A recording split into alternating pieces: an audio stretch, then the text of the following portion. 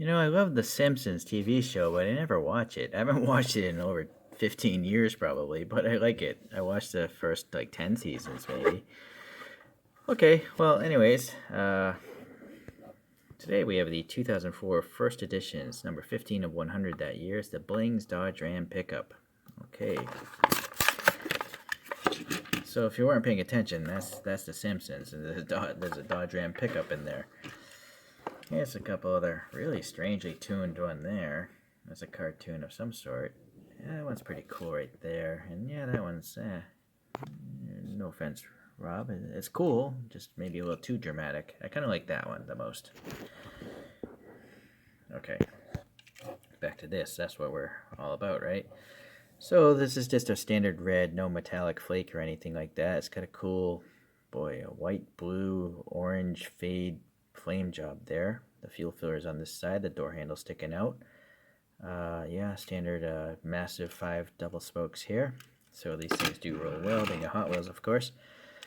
Nice silver paint or something it looks like in this casting. And nice texture for the grill. Yeah, down here as well. Silver, silver, silver everywhere. So that's nicely done. Saves. I could never paint that well, so. The vent doesn't have any paint though. And then some flames here, and flames on the tonneau cover. And it looks like it just has a blacked out canopy, no interior at all. And then this side, no major defects that I can see. There's no printing on the taillights, but it's already a red vehicle. There's a casted in hand pull there. You can actually see my fingerprints already. And then we have 2 giant exhausts. Very nice, very deep. And, oh, there's also a Dodge logo here, so that's nice too. Okay. And a tiny little slit of a rear window. So it's got the wavy plastic stuff, but fortunately you only see that much of it.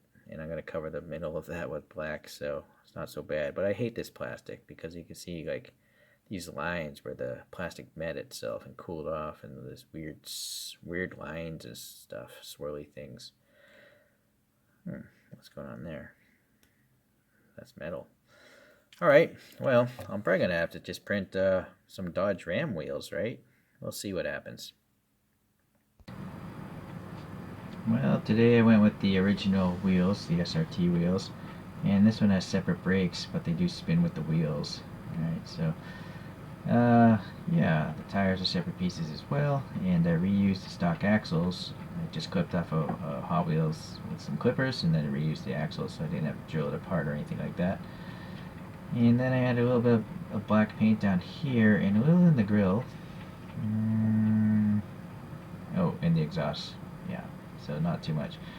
I did actually add red paint here, but you couldn't see it, right? So I just wiped it off. Didn't even bother. So that's what's going on with this guy. It does roll, but I'm actually going to put some putty in there because they always roll off these spinning cables, which you'll probably see happen at the end of this video. Let's take a look at a couple other vehicles. So, comparing to a regular True 64, or I assume this is a True 64, this is by Greenlight. This is a Ford Bronco. Okay. And then Choro Q is like the standard of deformation for me. And this is a Renault Kangoo. Really funky looking truck. Or is it a van? Could be a minivan actually. Well, anyways. You can see the different proportioning here. Choros are very short. The Hot Wheels is kind of in between in the length, but it's very short in its height. You know, the really short canopy there. Alright, let's let this guy spin on its own. Today we have this cartoonish character. I think it's from a video game. I don't know. I just picked it up, you know, while perusing a toy store. But it's really funky, very lively looking. it's like it's one of those like dead characters. I think there's some Disney movies about like dead people of Latin American influence. I forget what it's called.